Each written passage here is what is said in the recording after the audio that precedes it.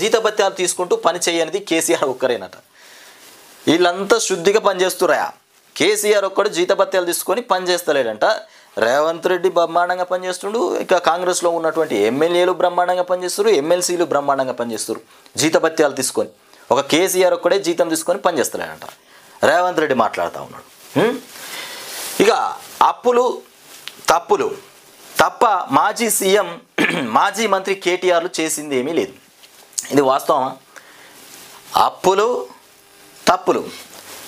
గతంలో కేసీఆర్ ఉన్నప్పుడు బ్రహ్మాండంగా పంటలు పండినాయి, రైతులకు రైతు బంధు పడింది, కళ్యాణ లక్ష్మి వచ్చింది, బీసీ బంధు, దళిత బంధు, ఇకపోతే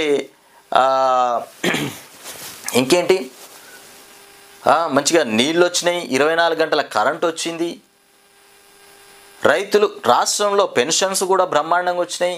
ఏ ఒక్క వర్గం కూడా నిరుత్సాహపడలే. అట్లాంటి కేసీఆర్ పాలనను పట్టుకొని గతంలో కేసీఆర్ పాలనలో గత ప్రభుత్వంలో తప్పులు అప్పులు జరిగినాయి. మాజీ సీఎం కేసీఆర్ మొత్తం చేసింది కేటీఆర్, ఇక వీళ్ళంతా చేసింది మొత్తం తప్పులు అప్పులు అని రేవంత్ రెడ్డి మాట్లాడుతుండు. ఇవాళ తెలంగాణ రాష్ట్రంలో తప్పులు అప్పులు జరుగుతూ ఉన్నాయి.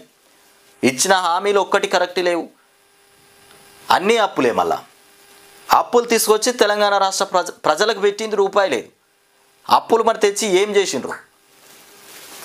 వాటిని సవరించడానికే సమయం సరిపోతుంది. అబ్బా, ఇక నువ్వు 5 ఏళ్ళు సవరించుకుంటూనే ఉండు. కేసీఆర్ చేసిన తప్పులను సవరించుకుంటున్నాయి. కేసీఆర్ చేసిన తప్పు ఏంటంటే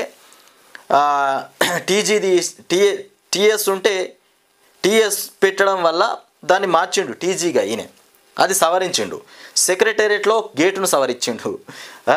ఇకపోతే తెలంగాణ తల్లి విగ్రహాన్ని సవరించిండు. ఈయన చేసిన పనులు ఇవి సవరించుకుంటూనే ఉన్నాడు తప్ప టీజీపీఎస్సి టీజీ ఇట్లా అన్నింటినీ సవరించుకుంటూనే ఈయన ఉన్నాడు, కాలం గడుపుతూ ఉన్నాడు. ఇంకా మళ్ళీ దీన్ని సరిదిద్దడానికి సమయం సరిపోతలేదంట. ఏమన్నా చెప్పడానికి కొంచెం అంతా ఉండాలా?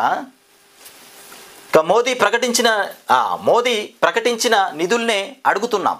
మీడియాతో ఇష్టగోష్ఠిలో రేవంత్ రెడ్డి మోడీ ప్రకటించిన నిధుల్నే అడుగుతూ ఉన్నాడట. నీకు మోడీ సహకరిస్తుండు, మోడీ మంచిగా వెనుకందలకెళ్ళి మోడీ ప్రోద్బలం నీకు ఉన్నదని కాంగ్రెస్ పార్టీలో ఉన్నటువంటి ఎమ్మెల్యేలకు ఎమ్మెల్సీలకు దేశవ్యాప్తంగా ఉన్నటువంటి కాంగ్రెస్ నాయకులందరికీ తెలుసు. ముఖ్యంగా మీ ఓనర్ అయినటువంటి రాహుల్ గాంధీకే తెలుసు. మీ ఓనర్ ఉన్నాడు కదా రాహుల్ గాంధీ, ఆయనకు తెలుసు నువ్వు కోవట్టు అని, బీజేపీకి కోవట్టు అని ఆయనకు తెలుసు. కోలాహలంగా ఎమ్మెల్సీ అభ్యర్థుల నామినేషన్